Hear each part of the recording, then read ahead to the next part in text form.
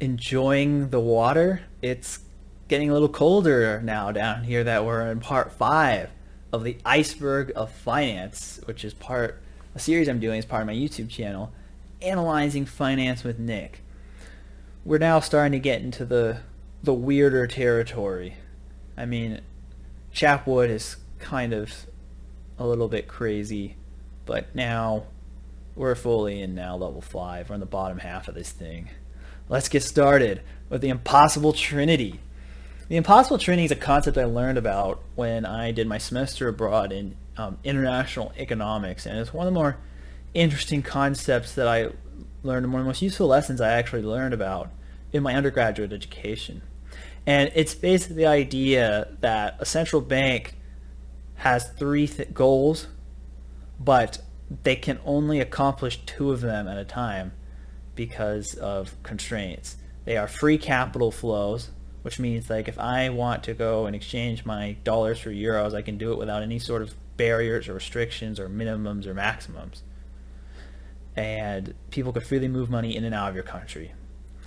Then you have fixed exchange rates that no matter what, you're going to have the exchange rate be pegged. Say, for example, like with the Hong Kong dollar, which is pegged between 7.75 and 7.85 to the dollar.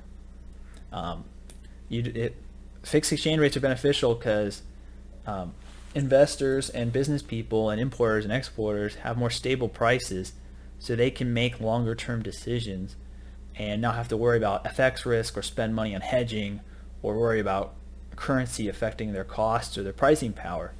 So fixed exchange rates, make things simpler in theory and make economic transactions more smooth and economic decisions better for the longer term in the theory. And then the third one is sovereign monetary policy, which means that a government can choose, or a central bank can choose whatever interest rate that they want. They don't just have to have it whatever the market demands based on capital flows, or have it at a fixed rate to match the interest rate of the currency that they're pegging it to. You can see that there's a problem with this. You can't have all 3 at the same time. Like if you try to have both a fixed exchange rate and do what you want in terms of your monetary policy and control interest rates, if your interest rate in your fixed currency is severely higher or is materially higher or lower than the country's currency you're pegging it to, money's going to flow in or out to whichever currency has a higher interest rate, and that's going to put pressure to the upside or the downside of your currency. This is what happened with a lot of the Asian financial crises in the late 90s. They had a fixed exchange rate and free capital flows, and then they tried to be a little bit flexible in the monetary policy, and it caused a crisis. China is an example who solved this problem. They wanted both of these goals through capital controls. Most people in China cannot take out more than $50,000 a year in RMB out of the country, because if you had free capital flows, then the Chinese RMB would have to trade at a different valuation than the soft peg it has right now. It's been increasing right now, but historically, especially when they were first growing as an industrial mercantile power, they kept their currency way lower than it would have been. And if their currency was allowed to rise, then China would have not been able to have such a big market share in global exports like they've been able to build. Or on the other side, they maybe have kept their currency too strong because a lot of people wanted to get their money out of China because they don't trust the political situation there, or feel like there's too much debt in the system. A lot of the wealthy in China have been trying to get out money in any means, so you could argue maybe the currency is overvalued because these people haven't been able to get out money. Well, they have been to a certain degree through a lot of different means, but they haven't get out and out as they would have in a free floating currency market. Then if you want what most governments choose is a sovereign monetary policy, which they can control their interest rates, and free capital flow, like move money in and out, you're not going to have fixed exchange rates. That's why like the dollar and the euro and the yen fluctuate as much as they do, is because the market participants are reacting to relative interest rate spreads and growth prospects and other factors to decide which currency should strengthen or weaken. And if there's a big spread in real rates in one currency or another, or that's being anticipated, you're going to get mass inflows one way or the other, and it's going to cause the value of your currency to fluctuate. Western economies have accepted this risk for the most part, and as a result, you have an active forex trading market. The last combination you can have is free capital flow and a fixed exchange rate. Hong Kong is an example of this. Singapore, to a lesser extent, is an example of this. The Bahamas, a lot of countries peg their currency at a fixed exchange rate to the dollar, or euro, or some other major currency. And by doing this and having free capital flows, your main restriction is that you have to copy the monetary policy of the country you're pegging it to. Because if you don't, then you're going to get a run on your banks. When people think the peg is going to break, then you're going to, people speculative attacks to short your currency, or people will pull it out because they don't trust it, like what happened in the Asian crisis in the 90s, or in Argentina in more recent times. Whereas if you try to have it like you're worried about inflation, like this will happen in Hong Kong, say in the last 10 years, but the U.S. is keeping its monetary policy low because they've need it for their own domestic reasons. You get housing bubbles and other speculative booms like what's happened in Hong Kong in its real estate market. It's probably trading way higher than it should be because the interest rates for the last several years have been way lower than they should because it's been tied to the US dollar. So the point, so you basically have to pick two. You can do impossible trinities for other things in life. Say like, for example, finding a job that pays well, doesn't require many hours, and is easy to attain. I mean, maybe in theory you can do that, but it's usually you got to pick two. And you could apply this, that's just one example I just threw off the top of my head, but you could look at a lot of life as these impossible trinities or trilemmas, and you have to learn to pick which two are the best combination for you, because it's different for everybody. Like monetary policy is different for every central bank in the world. So I just think this is a useful concept that can extend beyond finance. It's a good way to assess certain trade-offs, because this triangle appears, believe me, in a lot of other things in your life decisions. So, little life lesson, but let's get back to diving down in the iceberg of finance. And the next one are the Rothschild family. The Rothschild family comes up in a lot of financial conspiracy theories because they are one of the wealthiest families of all time. They were widespread throughout Europe. They had banking houses in London and Austria and France, and they eventually expanded to have some presence in the United States as well, and Spain, and to a lesser extent Germany.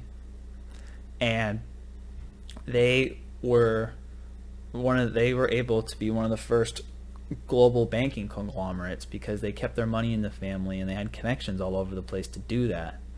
They made money originally through the government bond market and financing governments, particularly wars, and they would finance both sides of them.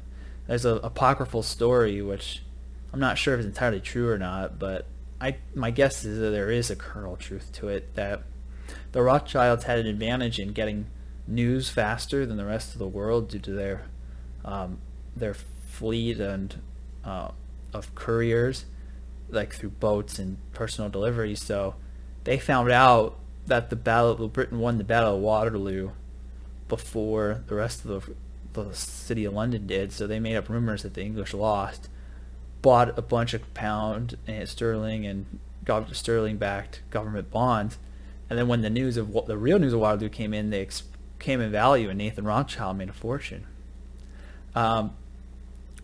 Yeah, I mean, why don't people like the thing is because the Rothschilds have had so much financial success and are pretty secretive and private people there's a lot of conspiracy theories that they're generally up to no good. Some of it may be rooted in anti-Semitism. Some of it may just be rooted in class envy or whatever insert reason that typically people have conspiracy theories. I'm not really sure which ones are true or not. I mean, my knowledge of the Rothschilds is really only up to, say, about the mid-19th century. I read Neil Ferguson's book about the origins of the Rothschild family, part 1. I never really got into part 2. And it is kind of strange that you don't really hear from them these days. But that kind of goes back to my theory on old money nobility, which we're going to get to in the very bottom of this iceberg, because it's not just the Rothschild. They're actually relatively new money for European standards, at least. So that's kind of my take on the Rothschilds. Like, they were great art collectors and wine collectors, and now they're more involved in philanthropy and investments more than traditional banking. But yeah, I mean, where is all the Rothschild money? Did it really all get split so many ways that they're not as wealthy anymore? And if Spendthrifts in the family can do that, or is there another story deeper here with what happened to the Rothschild money, and how much influence do they really still have in global affairs? I know they like to keep a low profile, especially after World War II, where the Austrian house got completely wrecked due to the Third Reich. But yeah, that's my thoughts on the Rothschilds. The next one is survivorship bias. This is another dirty secret of finance, and I did a YouTube video on this. It's basically, if you look at the performance of investment firms over long periods of time, and the probabilities of people beating a market benchmark for a certain amount of time or a certain amount of years in a row, it kind of lines up well with the amount of people who are the exceptional winners. Like, say for example, like the probability of beating the market in a given year is 15%, and I think it's probably higher than that, but I'm just trying to be conservative. And so if you basically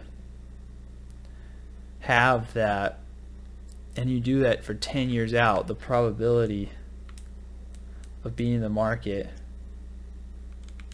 for 10 years in a row is 0.00006, which is 1 out of, I probably add a few zeros, 173 million people. But I think, again, it's probably higher than 15%. Let's say it's a single elimination tournament like college basketball. Okay. And it's 1 out of 2. So half people beat the market average and half the people lose. And so if you do that over a 10-year period, like, you still have 1 out of 1,000 people competing who's going to beat the market 10 years in a row. There are 10,000 hedge funds in the United States alone, and several other mutual funds and other investment vehicles and family offices. So you're going to get, just based on pure probability, a decent handful of well-performing firms just on raw probabilities who are going to outperform the target benchmark and every year. And I'm using this one in case is the industry average, so it is like it's 50% beat it, the median 50% don't. And I'm not saying that people are bad at their jobs and the market's efficient, because if I did, I wouldn't work in my industry. However, you have to look, you can't just, and this is not just for finance, this is for life in general. Just because somebody is successful doesn't mean that everything they did is automatically the best strategy to go. Because I use the example of people waking up at 5 in the morning every day. It's a common trope that if you're going to be successful, you wake up at 5 in the morning every day. Because, like, you see a few billionaires who do that. But what about all the other people who wake up at 5 in the morning, who just have normal, boring jobs, or who are poor or didn't make it? You don't really hear about those. And that's what survivorship bias is about, because it started this idea of planes in World War II, and people looked at, oh, the ones that came back all had holes in their wings, and so therefore we need to reinforce the wings because it must be the ones who didn't also must have got shot in the wings. But really, there was no planes that got shot like in the nose by the engine that came back at all. So you have to look at what people did wrong and avoid that is just as important, if not more important, than what people did right and what the successful actions successful people took. You want to look at the divergence there. A good example is avoiding Taleb's turkey, as I talked about in the last video. That's a killer for a lot of investment managers. Next is Mansa Musa. Mansa Musa is one of the most interesting stories of any medieval monarch in the world.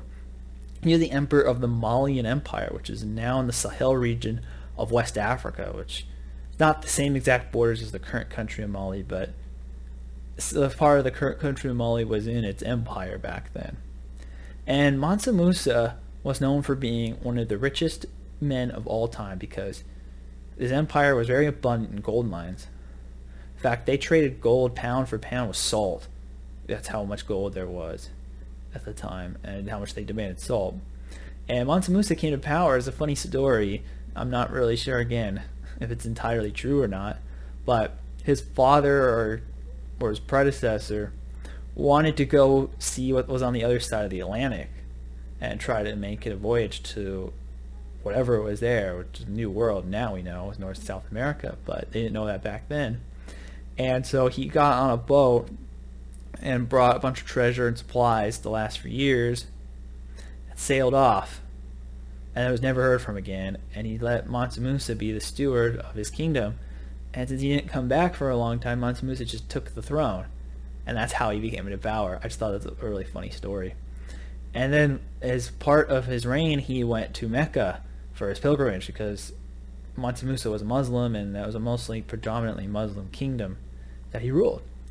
And he had so much gold and he spent so lavishly that when he stopped in Egypt, he caused borderline hyperinflation for a decade and messed up the Egyptian economy because he just flooded the gold supply with all the money he had. And this shows you just kind of how crazy rich this guy was. And several other economies along the way in these various Islamic cities had similar effects. And yeah, that's the story of Mansa Musa, possibly the richest man of all time. We don't really know how much gold he actually had, how much property he had, but he is enough to mess up the economy of Egypt, and enough that his dad was able to sail off with a giant fleet of ships with years of supply to explore the unknown ocean.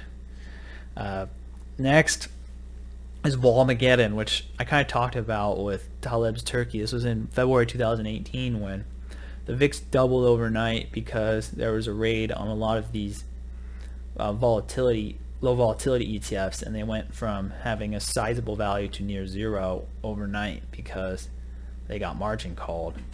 Like if you're doing something that shorts the VIX and it's double short the VIX and the VIX goes up 50%, you lose 100% equity in theory with these levered ETFs.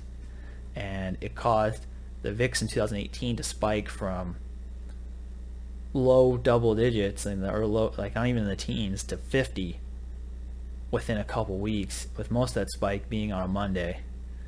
And vol came back down quickly after that, but because there was no systemic economic collapse, it was more just the VIX people, just the investment community got overly short vol and using a bunch of option selling strategies in ways that were not the most risk prudent because they look good on Sharpe ratios, and a lot of people got hurt. Yeah, that's Volmaggedon. Volmaggedon can happen anytime. It doesn't need to be a world-ending catalyst. There was no world-ending catalyst. There's too many people shorting volatility. Next, I'm going to talk about is Davos. Davos refers to the World Economic Forum. It's this meeting every January where a lot of the business leaders, finance ministers, and politicians and wealthy people go meet to decide their thoughts on what's going on in the global economy and what they should do about it. Leads to a lot of conspiracy theories because the World Economic Forum is a little bit, it's very exclusive. They tend to have kind of very elitist beliefs. They are the most best fodder for conspiracy theories because the stuff that they propose in their policy papers is outright ridiculous. You've had articles on the World Economic Forum saying, I own nothing, I have no privacy, and I'm happy in a world where basically you have to rent out your living room for office space to survive, to supplement your basic income, and you don't even own the clothes on your back, and everybody in a city just rents everything and rents out everything, and the people are happy about that. That's like, it sounds like to me, no personal freedom whatsoever. You can't have personal or economic freedom without ownership. But that's one example. They've also pitched things such as eating bugs, and they've been way out there and early in a lot of socially liberal or anti-natalist family trends. So they're not even really conspiracy because I'll put links to all of these in the description because they actually propose these stuff and written in policy papers where I think it gets, and Klaus Schwab, who's the founder of it, doesn't help himself looking like a real life version of Blofeld from James Bond movies and proposing all this like totalitarian top down elite know better than you running the world type policies all the time. You're asking for Alex Jones to go after you. It's really my take on it. Maybe that's what they were trying to do, is distract people. I don't really support a lot of what these people propose. I think it's kind of crazy, but they have this private meeting in Davos, Switzerland, which is about less than 50 miles away from where my grandma grew up in Switzerland, which is why I actually named my firm Davos, because you can't pronounce Lenzerheide or spell that in a domain name very well. So I picked something a little bit easier, and the Davos has some cachet now due to the World Economic Forum. They talk about stuff both in private and public. Like, there's over 3,000 participants joined the last one that they had, with the most attendees being from the US at 674, the UK at second at 270, and the Swiss at 159 at third. Most of the participants are men and over 50, which makes sense because the average billionaire is 59 years old and is more likely to be a man. But there are women and minorities there too. Like notable people who've attended in the past are George Soros, Xi Jinping, Donald Trump, then Christine Lagarde, and various other presidents, prime ministers, and central bank heads, and corporate leaders too. That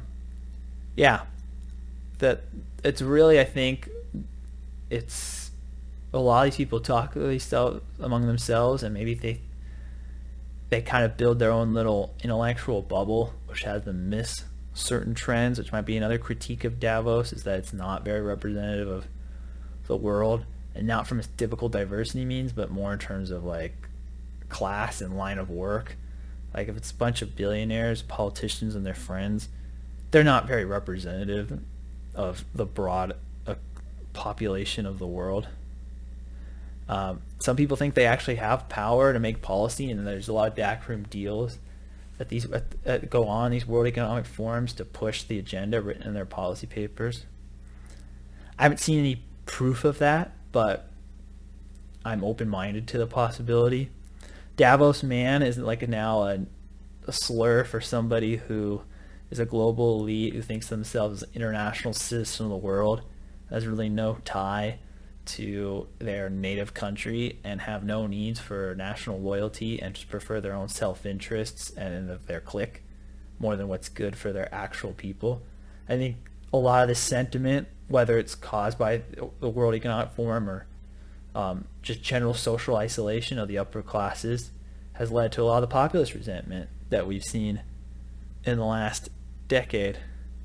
And then, yeah, there's a whole big rabbit hole with Davos, but basically, it's just a once-a-year January meeting where the elite go to discuss what the elite want to discuss, and figure how they think they can make the world better, but probably for their own interests more than better for everybody as a whole.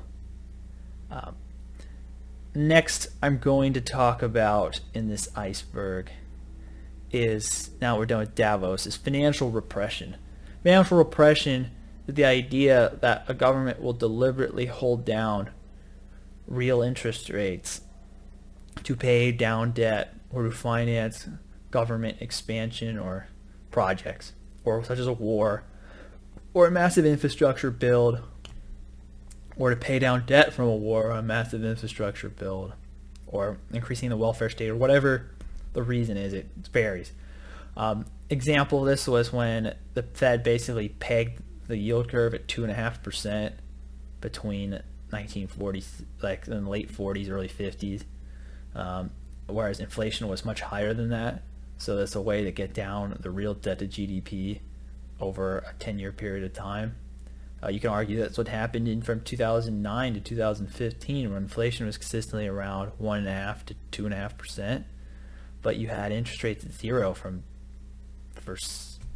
almost 8 years effectively, and that was arguably financial repression, because it allowed governments to continue to maintain their spending trajectories and deficits without, and as long as they kept them at a reasonable percentage of GDP, the real debt to GDP would still drop. This was also the way Asia built itself up post-World War II, is that they held interest rates well below inflation, especially for loans that were dedicated to building out infrastructure and the manufacturing base of these countries. And that's how the government was able to indirectly extract private wealth to build out its country. And I think it's a very popular tool, and it's going to continue to become a popular tool among governments, because taxes are, at least on a income taxes rates, are already very high in Western countries, and it's a very hard sell, especially if you're trying to raise taxes for people who say make less than $400,000 a year, which is what you need to do, because even if you taxed all the billionaires everything, that would not be enough to pay down the debts or really make a long-term drop in the bucket given how high deficit spendings are. So you have to find a way to tax the general public in a politically feasible way, and financial repression is the easiest because it doesn't require voter approval, and most people don't even know what's going on. So I think financial repression has been pretty much ongoing since 2009 in the United States, and it's been the same in most countries in the world except for those who struggle with historically high inflation. And that's kind of my thoughts on it. I think it's going to keep going. It means bond markets are not going to offer the best real returns, and it also makes the economy more fragile, because so many people have borrowed money on the expectation on these interest rates staying as low as they have been for as long as they have been, that every time you get a flirtation of real interest rates going positive, like the last time we did was Q4 2018, the market gets in a fit, and you have fears of defaults and bankruptcies and all that, because it's created it's back to the whole zombie loop again, where you have companies and individuals and businesses and governments who basically can refinance to pay their interest, but not to pay their principal. And his interest rates are so low that interest expense is down. So the fact that they're in this situation means that if interest rates materially rise, and because they're such a low base, a move from 1% to 2% is a doubling of interest rates, whereas a move from 5% to 6% is only a 20% increase. So the magnitude on a percentage basis is much higher to get out of it. So that's what it makes it. It's kind of like a roach motel if you're not careful with it. And ultimately, it really won't change unless inflation really does rise enough to force the hands of central banks to end the financial repression, because too many of the powers that be benefit from it, and more people in developed countries, particularly the United States, are net debtors versus net creditors, especially our government. Next is the Crassus Fire Department. This is a story about Crassus, who was the most wealthiest man in ancient Rome. He inherited a small estate, relatively speaking, for a Repression. It was about $8 million in today's money. And he used his entrepreneurial guile to build the largest fortune in Rome and eventually become an influential political figure, a consul in his own right. And he had an attempted career at a military generalship, and his pride took him down with a failed invasion of Parthia, which is how he got killed. He was known for his avarice, particularly, and the reason why in the Iceberg I refer to it as the Crassus Fire Department is because his most, I'd say, unethical scheme was that he created some of the first private fire departments, and whether it was an arson or an accidental burning would happen, and some would argue maybe he did these intentionally to get property. The fire department would come, but they would not put out the fire like a normal fire department would be. Like even and like what libertarians propose, a private fire department is that you pay for it like car insurance or something. You pay for fire insurance, and if you have fire insurance and your house catches on fire, the fire department will come and take it out. A private fire, but that's not what Crassus did. No, he would come. His fire department would come and say, "Hey, we will put out the fire in your house if you sell it to us for below market value." If they didn't really have homeowners insurance back then, so like if your house burned down, you basically lost all your value. Or we'll let it burn down, and then you'll have to sell it. You'll be destitute and have to sell it on the auction or get it foreclosed on. Or I don't even know if they had foreclosures in ancient Rome, to be honest with you, but they'll lose the house for next to nothing if they let it burn.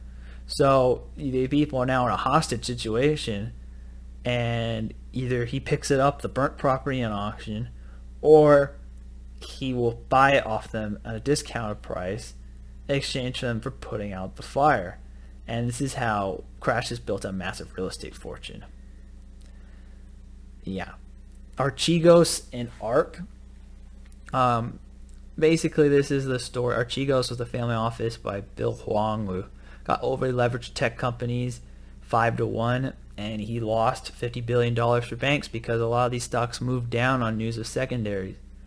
How does it connect to Cathie Wood and her ARK fund? Well, according to reports, and actually I'll put the link into this description, I think it was Reuters or Bloomberg who first reported it, that he was one of the seed investors for Cathie Wood's active ETFs, which, I mean, people think, oh yeah, since he blew up, there's something shady going on.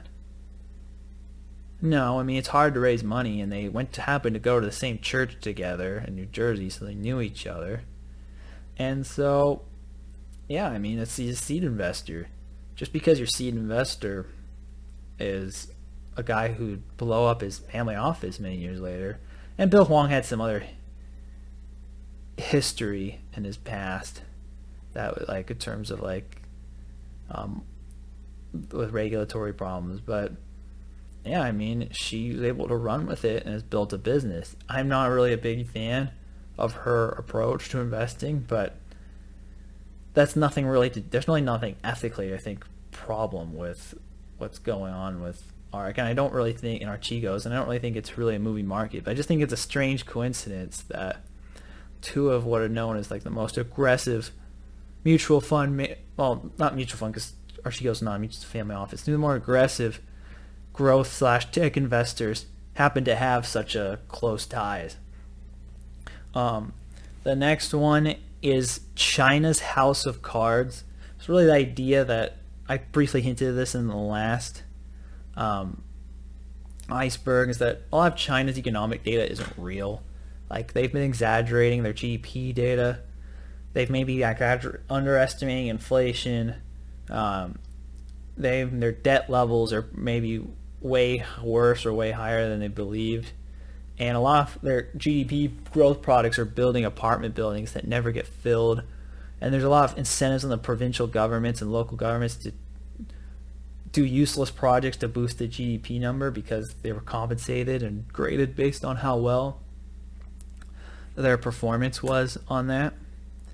And as a result, due to a lot of these perverse incentives, and China wanted to look like they're going to become the biggest, baddest economy real soon, that a lot of people think that a lot of the economic data is not real. There's actually a whole conspiracy out there that China's population is a fraction of what they say it is because of the limited number of, say, mobile phone plans you would expect for a country its size, or power use, or other things like that. Either the economy's not doing as well as people think, or there's less people there than people think. One or the other. I mean, I do think China's economy has grown a lot over the last several decades, because you wouldn't see transformations of their cities or the flow of Chinese capital overseas or the growing influence of the country, and the fact that they've replaced the U.S. as the main exporter to over 100 countries around the world. So it's not like they're complete mirage, but there is an idea out there that China is a lot smaller economically and has a lot less heft than their government claims to be, and that's probably true. We just don't know what the magnitude of that is. The same thing with their COVID cases. That's a whole another story as well. The next one is George Soros. Speaking of conspiracies and of the elites, George Soros comes up a lot. He is known as one of the greatest macro traders of all time, and also one of the biggest funders of progressive causes through the Open Society. I have mixed views on George Soros because, one, I respect him for his professional capabilities and his great instincts as a trader. On the other side, I really don't particularly like the Open Society's vision or values. It's not really in line with my personal beliefs. So I think a lot of people get overly political about how they view him. Either he's like literally the devil incarnate, or he's like this great benefactor for progressive good. I mean, neither of those are true. Would I say that George Soros is a paragon of virtue? No. Would I say that the Open Society, if you read his book, Soros on Soros, which I do recommend if you want like an idea of what this guy's about, he generally wants to break down social barriers, cultural barriers to commerce and to transactions, and to make every human interaction more transactional in nature. Like, he doesn't like the idea that you would, say, for example, sell your house to your son or daughter at a discount because they're family, or that you have loyalties to things such as your nationhood, your religion, your friends, your family, and not to just whoever the highest bidder is. And you could see why that rubs people all the wrong way. It also somewhat synthesizes with progressive causes, because a lot of them want to break down stigmas and cultural barriers against what they consider to be oppressed minorities, or reduce the power of what the left considers to be outdated institutions such as organized religion. But at the same time, there's a lot of people who like this type of stuff, and people have in-group preferences, and people are human. They don't want to base everything on a transaction. Like, what kind of friendship is it if you have to pay to spend time with them at all times? Or they only value you because of your market value? That's a very sad world to live in, which is what my main critique of Soros's ideology. As a trader, I think you can learn more about him than his personal life. I think he was the one who successfully broke the pound in the 90s.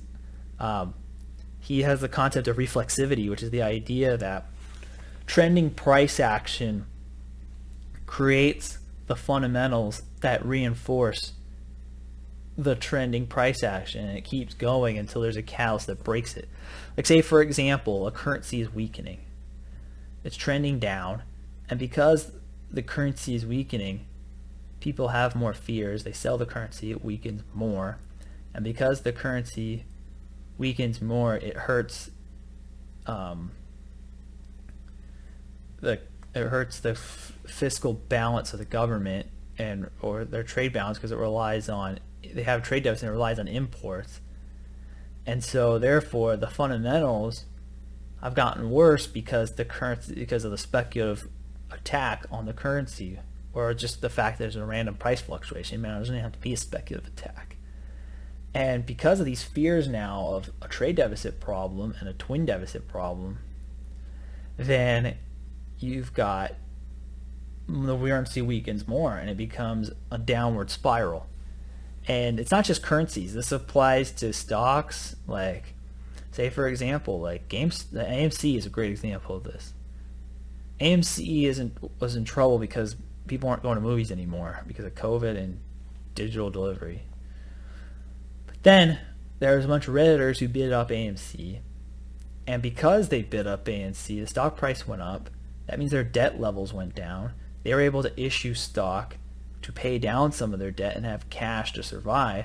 And so now therefore the company has a higher intrinsic value than it would have otherwise, because the stock price went up, which causes the stock price to go up even more. There's a lot of other dynamics with AMC, such as weird short squeezes and meme-ish stuff, but like this applies to other companies too. Just say like there's a random widget maker who has a lot of debt, and it hasn't been doing so well lately. But some investors believe them and have potential that their products can become trendy again. So they buy. That causes the stock to trend higher. Their debt to equity ratio drops as a result. Therefore, their balance sheet looks better. They're like, oh, maybe they're not such in trouble. The stock's recovering and their debt levels are down. And so that encourages more people to buy, which improves the stock's relative capital position again. And then the cycle repeats. And then the stock price higher gets some more attention, and so more people buy the product because they're like, oh wow, this company actually does have a cool product. They must have, because their stock going up. They must be doing something right. And it creates this beneficial feedback loop. And it can work the other way too, like the example of the currency.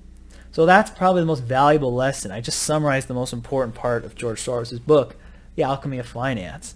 George Soros, again, he's a controversial figure.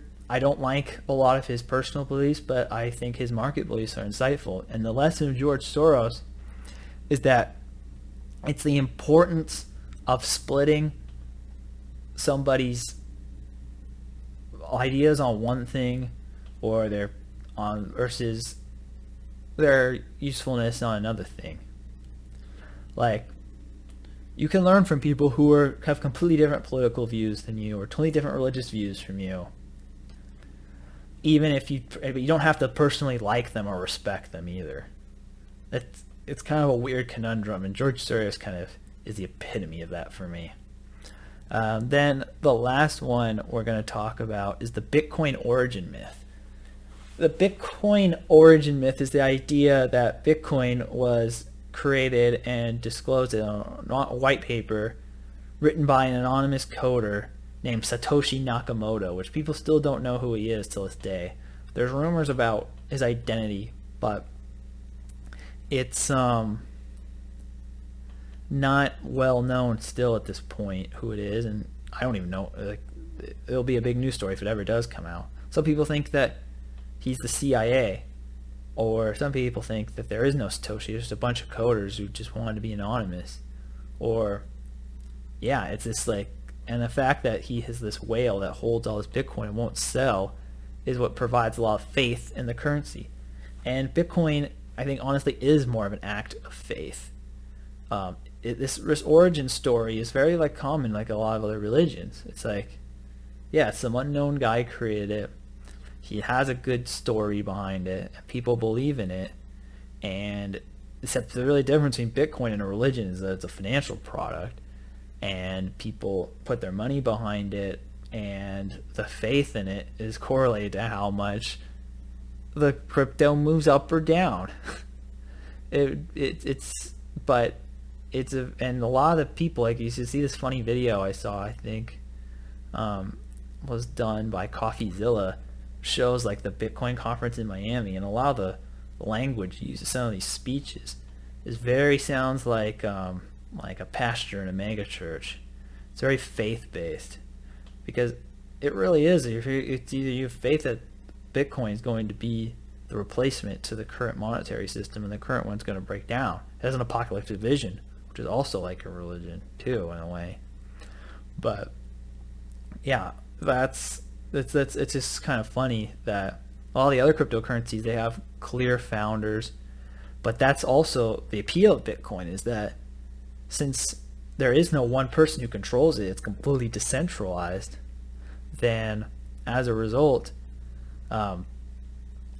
the whims of one coder or founder can't wreck it or rig the crypto in favor of themselves, which just makes the appeal of Bitcoin, and why people believe in it so much is because it's hard to taint.